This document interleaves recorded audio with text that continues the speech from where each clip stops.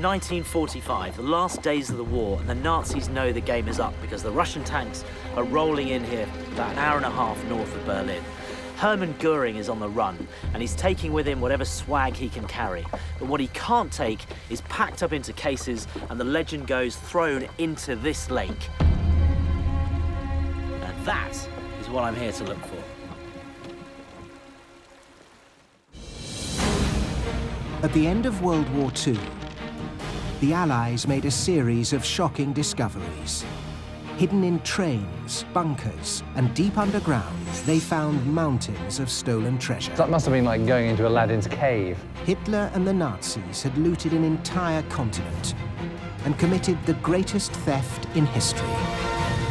Now, a team of investigators is opening up cold case files of Nazi plunder still missing today. We're talking about things that are worth tens of millions of dollars. Robert Edsel is an expert in Nazi looted treasure. Hundreds of thousands of objects are still missing. Well, we have a lot of digging to do. Joining him is Second World War historian James Holland.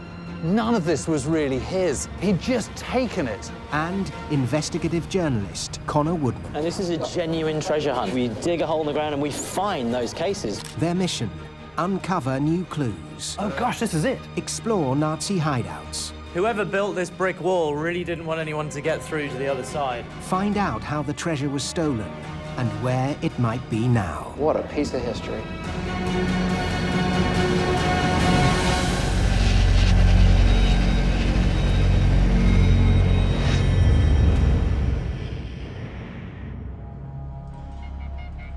The team is meeting at the headquarters of the Monuments Men Foundation, an organization that has found and returned dozens of looted Nazi treasures to their rightful owners. Foundation chief Robert Edsel briefs them on a new case. This case involves the greatest looter of the 20th century, Nazi Reichsmarshal Hermann Goring. Oof, one of the big boys. Yep, he's number 2 to Hitler. He's the second most powerful man in Nazi Germany. He has enormously high IQ. He's very smart, very charming, utterly ruthless. Hermann Goring was commander of the Luftwaffe, the German Air Force. He created the Nazi secret police, the Gestapo, and issued the original order that set the Holocaust in motion. Behind the scenes, Goring was a creature of many appetites who lived the high life with unparalleled zeal. This is a man who absolutely loved luxury. He loved all the trappings of power. He plundered and pillaged like no one else. Including art? Focused on art. I mean, we're not just talking about paintings. I mean, great furniture, great jewelry, sculpture, drawings. One of the richest men in Europe, Goring began collecting art in the 1930s. Then, when the Second World War broke out and Germany invaded much of Europe, he saw an immense opportunity to expand his collection through looting.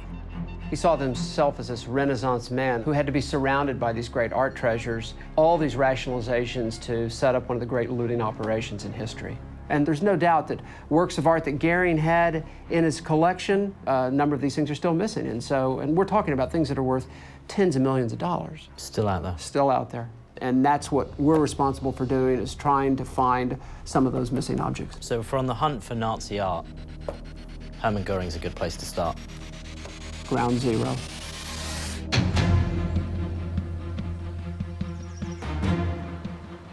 Connor Woodman is in Germany, on the trail of Hermann Goring's plunder. I'm about an hour and a half north of Berlin on my way to Carinhall, which was Goring's country retreat and hunting lodge. It was also the centre of his looting operation. There's a guy called Goring who describes himself as a treasure liberator, and I'm hoping he's going to be able to shine a bit of light into what happened to Goring's art at the end of the war. Connor's here to uncover any clues pointing to the missing treasures Goring looted, 70 years after they disappeared. Carinhall is a hard place to find. The structure is long gone, and authorities discourage exposure of the site for fear it will become a neo-Nazi shrine. But Connor's meeting Yaron Savore, who knows where the last remnants of Carinhall can be found. Yaron. How are you doing? Oh, good. Careful not to slip. I've already slipped and hit my head. Is it bleeding? Let me see. Oh, yeah, you have a little bit of a cut there. That's a good beginning. So You're bleeding for us. Jaron has found Nazi treasure before. In 1999, he recovered 40 uncut diamonds believed stolen from Jewish victims of the Holocaust and buried in a forest in France. Now he's turned his attention to the lost treasures of Carinhall. I would think it's about at least another 10 or 20 meters. Not much of Goring's country estate survives. Look, we got something over here. That's man-made, brick, some sort of construction, isn't it? Look. Yeah, definitely. That's man-made. That's an old part of Carinhall. That's a bit old part of Carinhall. That's what's left. When you said to me, let's meet at Carinhall, yeah, this isn't what I was expecting. It might not look like much now, but in the early 1940s, Carinhall reflected the immense wealth and ostentation of its owner.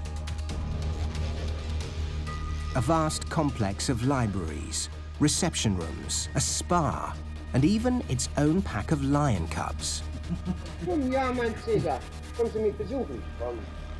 But one of its main purposes was to showcase the ever-growing Hermann Goring art collection. At its peak, Carinhall was a temple of looted treasure, home to thousands of works of art and other valuables. Look how big it is. I'm talking about a museum. It's vast. I mean, this painting is 12 feet high. Just the sheer volume of art on display. I mean, he has too much art. And do you think any professional curator would do that? This is like a hoarder. This is like a child. I mean, I heard at one point Goring had so much art he had to start displaying it on the ceiling because he ran out of wall space. But by April 1945, the party was over. Allied forces were closing in on Nazi Germany from all sides. Goring couldn't stand the idea of Carinhall falling into the hands of the Red Army. So he gave the order to evacuate the treasures and blow up the buildings. Most of Goring's treasures were shipped to southern Germany by train, where they were captured by American forces. But for more than 70 years, legends persist that valuables were left behind. What do we know about what happened to all this stuff after it left here? The stories grow constantly, and many will tell you it's still here. Where? Here underneath the building. No one's able to say where it is. Underneath everything, there was this huge cellar. Like a bunker? A real bunker. So, yes, underneath this place, there is stuff which would probably be very valuable. We don't know how much, and of course, we don't know what it is. While Connor searches for missing treasure left behind at Carinhall,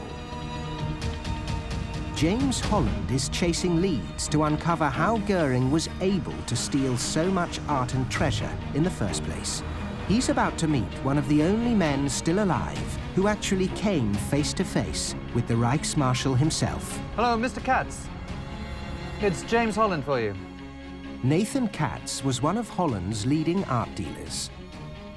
His son David, now 97, remembers the family's thriving business. My father was, first of all, a leading dealer. He sold the most important pictures. My father was 17th century.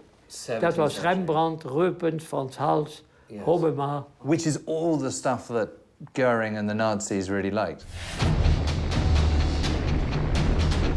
In the spring of 1940, the Nazis conquered Belgium, Holland, and France. The Katz family is Jewish, and that made them vulnerable. Under Nazi rule, Jewish businesses and property could be confiscated. So you're living on the edge all the time? Yeah. In a state of perpetual fear? Yeah. Did you have to wear the yellow star? We had. I had a large one, and on the papers you got a G. Because you were always marked as a Jew, wherever you were. With the war still raging, Goring found the time to go shopping. And one day, out of the blue, he paid a visit to the Katz gallery. It was in the morning, early in the morning, about 10 o'clock. Okay. And so I came in the room and said, hello, that's all what I said. guten Tag, you see. And that is all. My father was sitting opposite Mr. Goring, you see, and you never knew what he was to answer. He liked the painting or not, and my father was all interested that it goes well. So you were sitting, opposite you have your enemy, and then he was, in the preparing, my father was already nervous. You could see him shaking, his hand shaking. Yeah. To sit opposite a person like Goring, you see. My father showed him several paintings, and if my father couldn't say no, he would be taken. You had to say yes. I think my father thought he was in prison, you see what I mean? What can you do? In 1941, the deportations began in Holland. Jews were rounded up and sent to concentration camps. Did any of your family end up in the camps?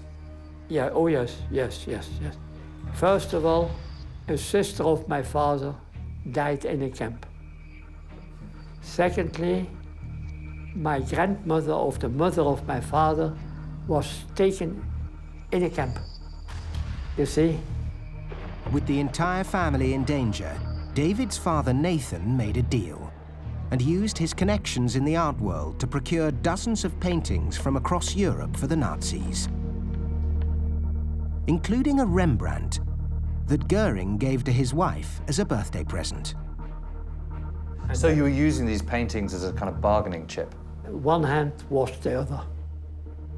In return for the paintings, the Nazis gave the Katz family exit visas to Switzerland, and they escaped the Holocaust. So at the evening at about around 8 o'clock, we got the permission, and then to Switzerland. Phew. You cannot believe what it means to come in a free country. Oh, it must have been incredible. Yeah, you cannot believe that. But that cost all paintings, you see. But what is a painting is material. A picture is a picture, but a life is a life. What David Katz says is chilling. Hermann Goring and his underlings were trading the lives of Jews for paintings. And the Katz collection wasn't Goring's only target.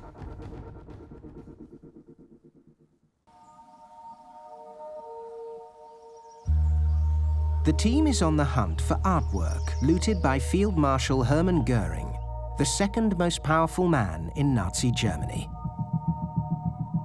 Now we're looking for an entrance to the underground bunker, which either a bunker or a living museum, but we need an entrance.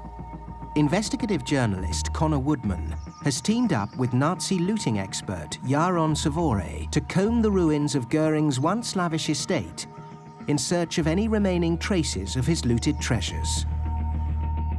Before the end of the war, Hermann Goring crammed this vast complex with mountains of treasure.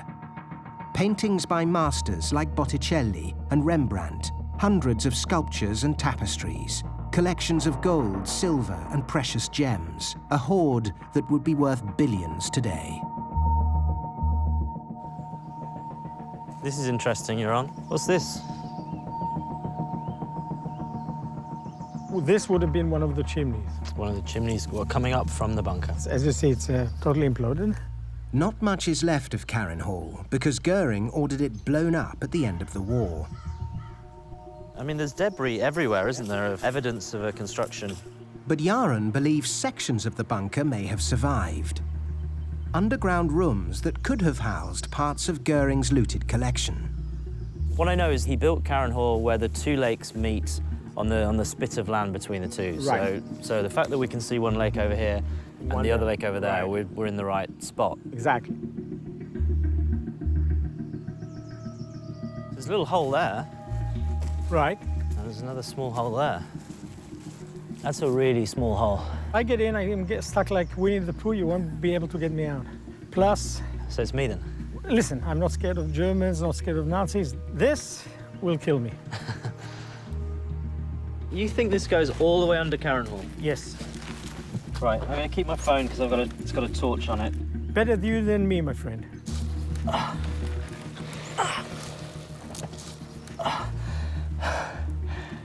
You good? Oh, good, okay. Oh, it's dark. Oh, it's really dark. Okay, you're gonna pass me a camera. You go, mate. Okay, thank you.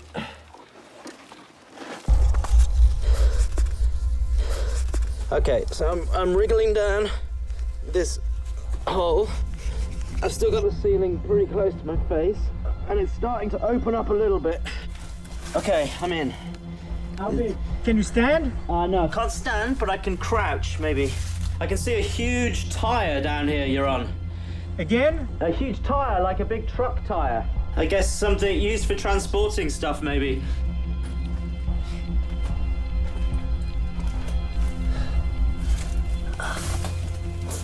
Okay, I'm gonna keep walking. I've got to the end of this tunnel, and there is a turn. Left or right? To the left. Let me go deeper and see what's in the bottom. Okay, so I'm turning right. It's a huge room inside here. The room is about 10 feet high. It's concrete blocks. It's all concrete, and it's very solid. There's lots of rubble on the floor. Well, I don't know, Your Honor, if what could be under there. It's maybe waist high. Only a few wartime photos of the underground bunker survived. They show the Reichsmarshal Goring operating his elaborate model train set, complete with elevated tracks, mountain artillery, and Stuka dive bombers. It was also somewhere in this bunker that Goring kept his lion cubs. What is this? This is like it's like a small door. I don't know what would have been kept in there.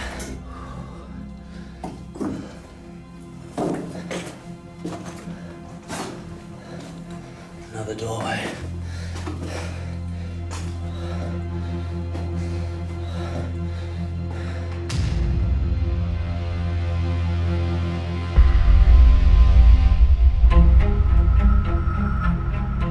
James Holland has followed the trail of Goring's looting spree to Amsterdam. He's meeting historian Gerard Alders outside a building that once housed the priceless collection of one of the nation's most famous art dealers, Jacques Goudstikker.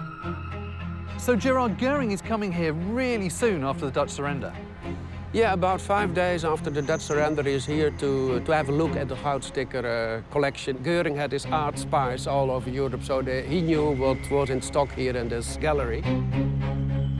At the time of the war, the Goudstikker Gallery housed some 1,400 works of art that included masterpieces by Rembrandt, Rubens, and Hans Memling.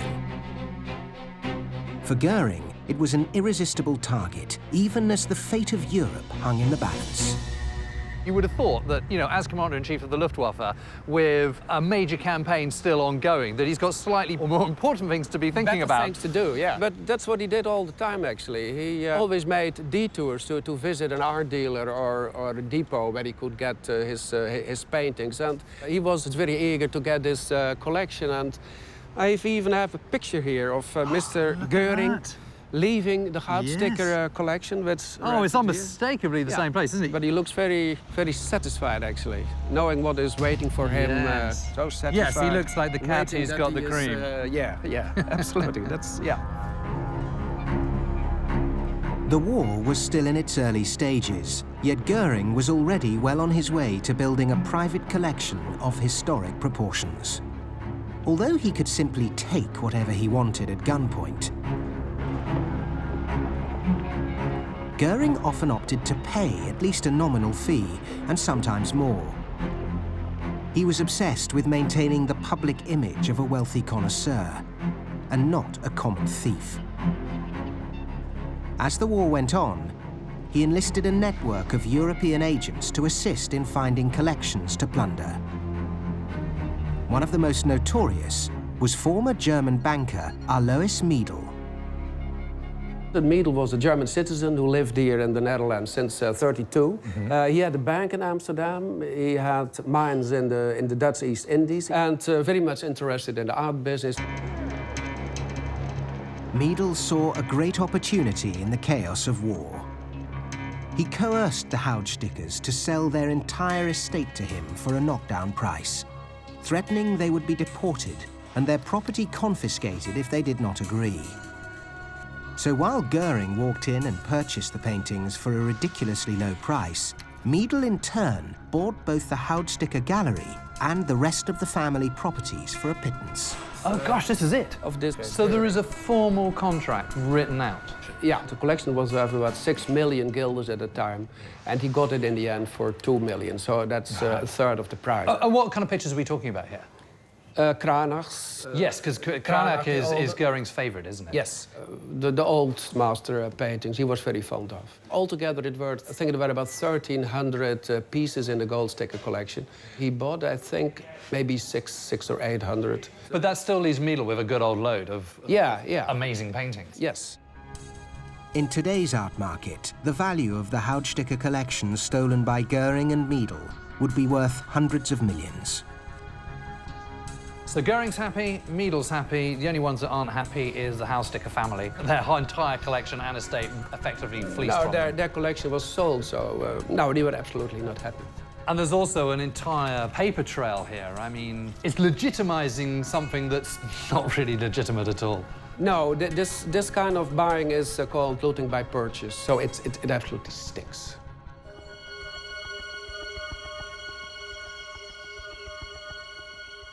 Jaron and Connor have gone underground in their search for Goring's loot.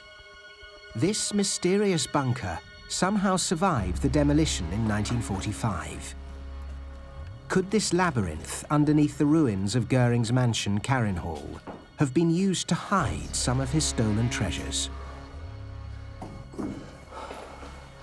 It's creepy, there's swastikas drawn onto the walls. A little bit on the ceiling as well, so it's obvious that people with very Nazi sensibilities have come down here before me to have a look around and leave their mark. Connor isn't the first person in here, so if any treasures were buried in the rubble in 1945, they may have since been removed. But maybe the bunker didn't only serve as a hiding place for loot. Yeah, there's a staircase. Could this have been an escape route used to transport the treasures from Carinhall? Staircase going up into the building. God, it's unbelievable. This is still here. Oh! Oh! Can you hear me? Oh! You're on? Connor! Come on. All right, I'm gonna come back out.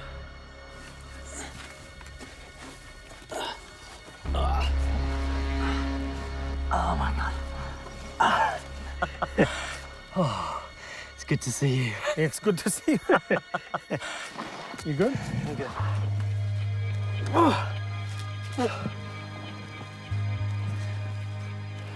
Herman Goring wouldn't have got out there, would he?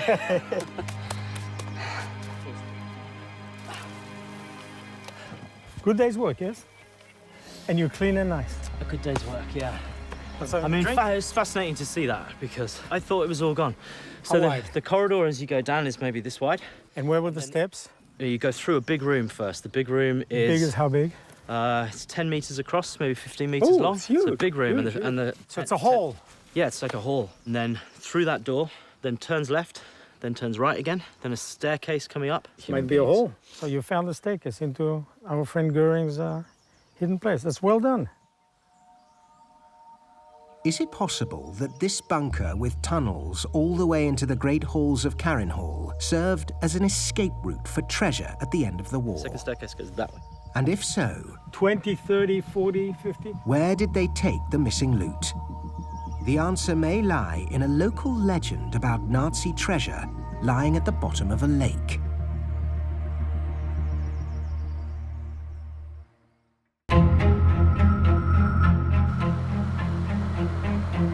James is hot on the trail of our Lois Miedel, a war profiteer who helped Hermann Goring steal millions of dollars worth of art.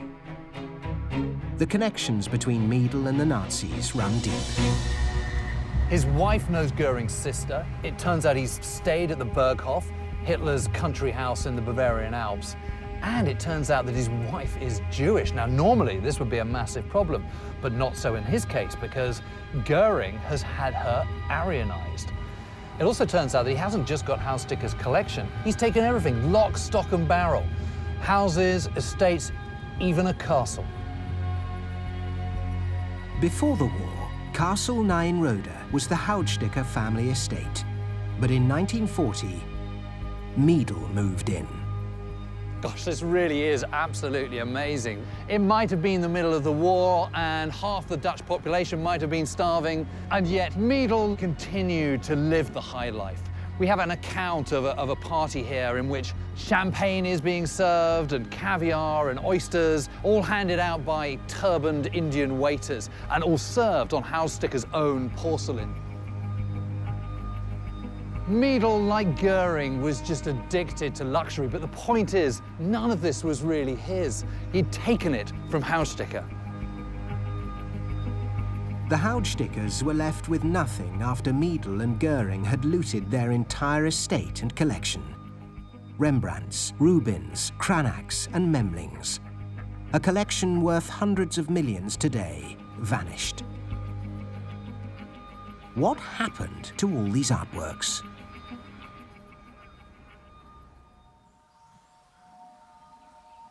We have to actually travel, I would say, in that direction.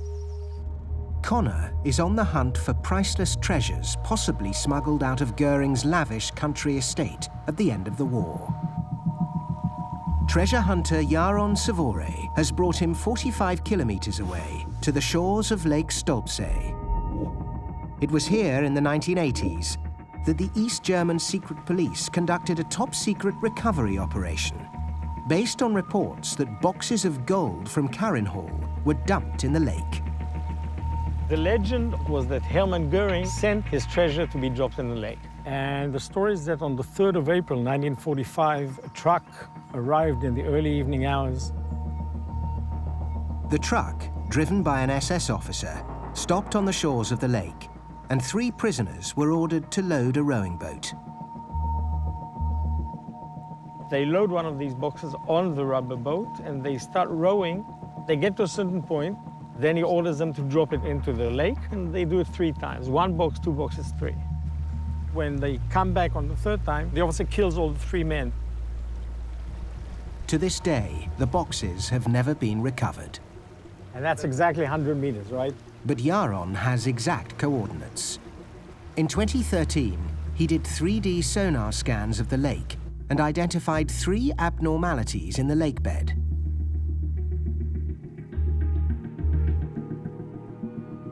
Connor is going to dive to find out whether these are connected to the lost boxes. I mean, realistically, what am I looking for? 3 boxes the size of a coffin, about 2 or 3 meters in the sediment. But since the sediment is very light, it'll probably come up. If you hit the right spot, immediately.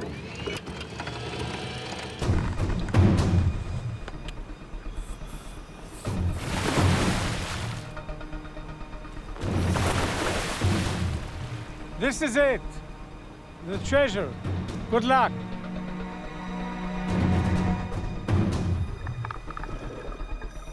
Could Nazi crates survive over 7 decades on the lake bed? And if so, are they full of Hermann Goring's wartime loot?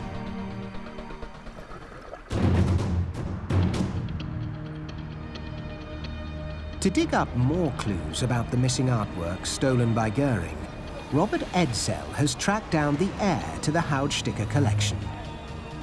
In 1940, facing persecution as Jews, Jacques Goudstikker and his wife Daisy abandoned their massive art collection and fled Holland with their 2-year-old son. Today, that boy's widow, Marie von Seyer, lives in Manhattan. The story of how the Goudstikkers escaped still haunts her. They made the last ship, the Bodenkrat, on the way to England and then America. Refugees, it was packed. They had to turn off all the lights because they were afraid that the ship would be bombed. So Jacques decided to leave his wife and son to get some fresh air, went up on deck and fell into a hole, broke his neck and died. Daisy, of course, didn't know it for hours. She was getting frantic, and they searched and searched. So it was horrible. Jacques Goudstikker was just 43 when he died aboard the ship. And as James learned in Amsterdam, Goring's partner in crime, Alois Miedel, took full advantage of his tragic death. He certainly was one of the bad ones. Tell me about what you know about him. He sold Jacques' paintings and made a lot of money. And he had one very frequent visitor to the gallery in Reichsmarshal Hermann Goering. Yep. He showed up, and he sure had impeccable taste because he picked out the best paintings, and off they went. Together, Goring and Miedel may have looted over 1,400 Goudstikker paintings. The majority have never been recovered. And they're still out there. Right. Lots of them. In fact, some 700 to 800 are still missing. So the search continues. Absolutely. Marai has a good idea of what is missing because Jacques kept an inventory of his collection. When his wife Daisy recovered his dead body aboard the ship, she found a little black book in his coat pocket. I wish I could show it to you, but it's in Holland. He marked everything in there. He had a complete list of everything? He had pretty much everything. It's in black and white. It's right there. Is there one work in particular that you'd like to recover more than any other? There are a couple of Rubens out there and a Rembrandt. But you know, even the little ones that have our provenance, that have our seal, the Goudstikker seal, they have to come back.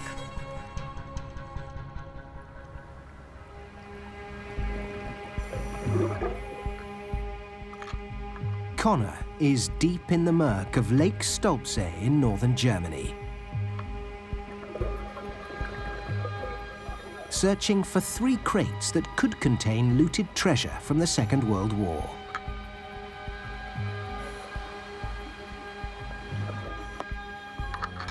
That's him.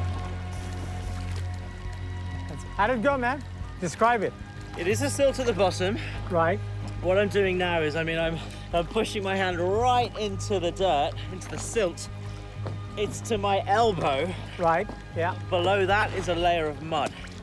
Hard mud. So the box would not have gone through the mud?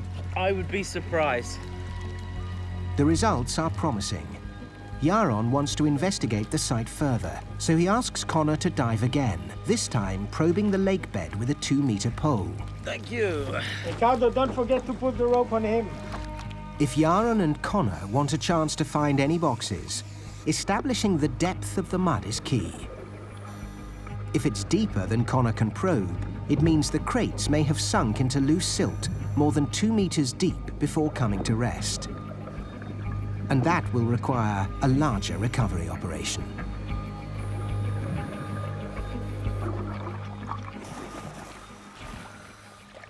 So? How did it go? How did it go? I am sorry, Your Honor. Deeper? All the way in. All the... You can see the crap on the bottom of the pole.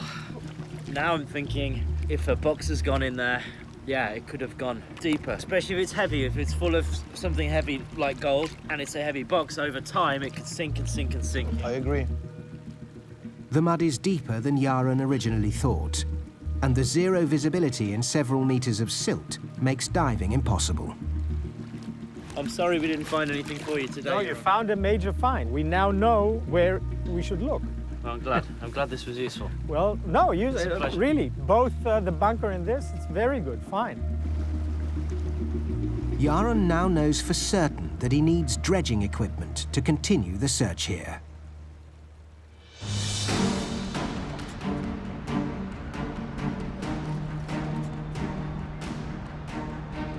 James Holland is on the trail of the stolen Goudstikker art and has come to inspect the black book that was discovered on Jacques Goudstikker's dead body in May 1940.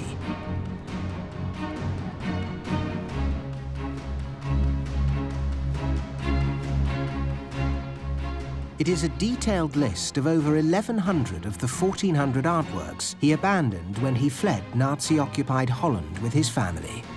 Well, this is amazing. I mean, when you see this and you just see page after page of amazing works of art from world-renowned artists, I mean, it really sort of rams it home just how extensive his collection was. Goring's absolute #1 favourite artist was Cranach the Elder, and oh my gosh, here it is. 1, 2, 3, 4, 5, 6, 7, 8, 9, over the page, 10, 11 Cranach the Elders. If you're Goring, you can just see why his tongue is literally dropping out of his mouth at this. I mean, this is just about as exciting as it gets. And the interesting thing is, this isn't just a record of Goudsstikker's collection. This book is really a record of theft on a grand scale by Goring and Meadle. Now, I remember that there was a missing Rembrandt. Let's see. Oh, yeah, here we are. Here's Rembrandt. Here it is. 2286-2506. Heraclitus and Democritus. You know, it's sort of written down in black and white. This incredible work of art that has just been lost to the world. One of our jobs is to try and track them down and try and bring them back. If these paintings came on the market today, they would be worth millions of dollars. Where could Goring and Meadle have stashed so many priceless treasures? In June 1944, the Allies landed on the beaches of Normandy, and the invasion of occupied Europe in the West began. For Nazi top brass like Hermann Goring, the writing was on the wall. As a safeguard against the fall of the Third Reich, intelligence reports state that Goring smuggled paintings out of Germany, once again employing his henchmen to do the dirty work. This guy Meadle's a really bad guy, and people know it. But for all the photographs we have from World War II and the key Nazi figures, this is the only photograph anybody's been able to find of Meadle, blurry as it is. The intelligence agencies from the OSS, the precursor to the CIA, MI6, British intelligence, they're all looking for this guy. They know for a period of time he's in Spain, and they're sending reports back about his activities. Declassified intelligence reports reveal that Meadle escaped the Allies in February of 1944 by sneaking into neutral Spain. One report comes in reporting that he's at the Pensione Ursula Hotel in San Sebastiano. Very suspicious character, the report reads, unscrupulous.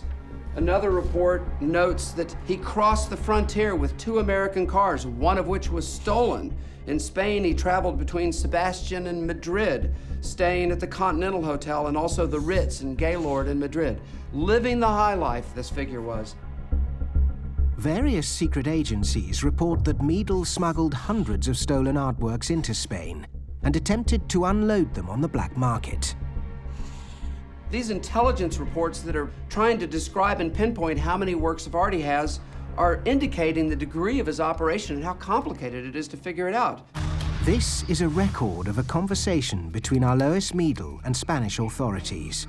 Attempting to strike a shady deal, Meadle offered to sell 2 paintings to the Prado Museum in Madrid at a reduced price, provided he'd be allowed to take all of his other assets out of the country to sell in Switzerland. He's got all these paintings, but he needs buyers, he needs money, he needs secrecy. And at the end of World War II, there's no better place to go than the crossroads of commerce, Switzerland.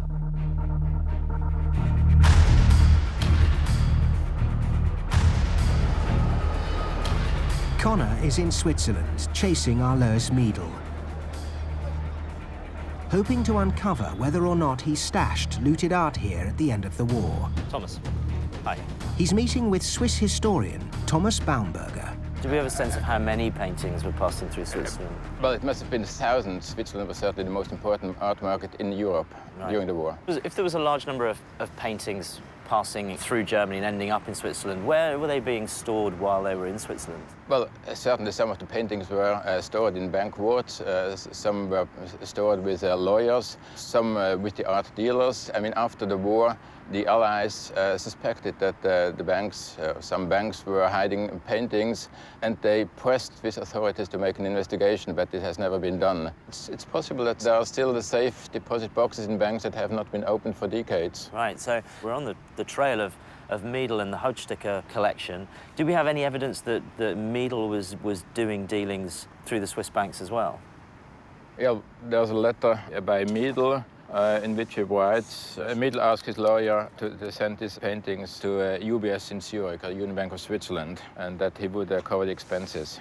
I can see it's declassified. Yeah. I mean, this is incredible. We've got evidence that Miedl, who we know has been in possession of these looted paintings, is writing to his lawyer. He's talking about the paintings being stored in a Swiss bank. And surely the Swiss bank have to answer questions about whether that art is still in their vaults, and if it isn't, where did it go? Miedl's letter is a remarkable discovery, and Connor now has the actual address of the bank where Goring's art agent stored looted art. Miedl died in 1990, but in Switzerland, numbered accounts and bank lockers can survive after death. This is 45 Bahnhofstrasse. This is the building at the address that Thomas told us about. You can see there's still a bank here now. This is where he said Miedl may have had a locker, perhaps underneath this street in the vaults. Now, we contacted the bank. I had all kinds of questions I wanted to ask them. Is the locker still there? Has it ever been opened? Reasonable kind of questions. In the 1990s, UBS participated in the independent Bergier Commission, which investigated the possibility that art looted by the Nazis might still be locked away in Swiss banks today. Fortunately, the bank didn't want to answer those questions on camera. Instead, they sent us a statement. They have excluded the possibility that there's any art still in their vaults. So as far as they're concerned, case closed, no more questions to answer. The Commission failed to turn up any new cases, but it also conceded that it examined virtually no files that could provide details about the content of any locked safes. So for Connor, questions remain. The question for me is, did Miedl possibly have a locker that's still down there? Might the art still be inside it? Or if it has been opened, where has the art gone?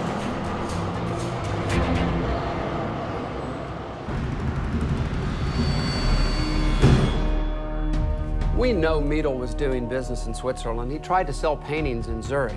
And it's entirely possible that some of his loot lies hidden inside some Swiss safety deposit box or vault somewhere.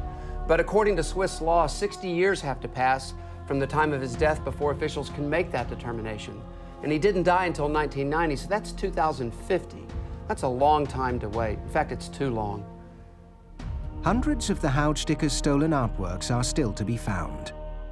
But recently, there was an extraordinary breakthrough, and Robert's in New York to find out more. Jacques Goudstikker's daughter-in-law, Marie von Seyer, has something new on her wall. Well, this whole wall I call my angel wall.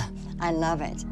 These are the 4 angel paintings by Hans Memling. Hermann Goring looted them in 1940 and gave them to his wife, Emmy. These 4 pictures were together when Goring and his wife Emma were arrested. Yes, there were. But they didn't all come back together, did they? No, they did not. 2 of these paintings were returned to Marais in 2007, but the other 2 were feared lost forever until Marais received an unexpected call. We received a phone call at an auction in Portland, Maine. These 2 were discovered, and sure enough, they were part of the Goudstikker collection, part of the 4 that disappeared. And the people that owned these 2 and brought them to the auction house returned them to us without any issue. This is the first time all 4 paintings have been shown on camera. 4 paintings that epitomize the dramatic journey taken by so much art stolen by Goring and the Nazis. Wow. A remarkable moment, this picture that went through Jacques Goudstikker's gallery into the hands of Hermann Goring, number 2 man in the Nazi Party, to his wife, into the hands of American soldiers, and now, all these years later, back home. Back home, I know, I could cry.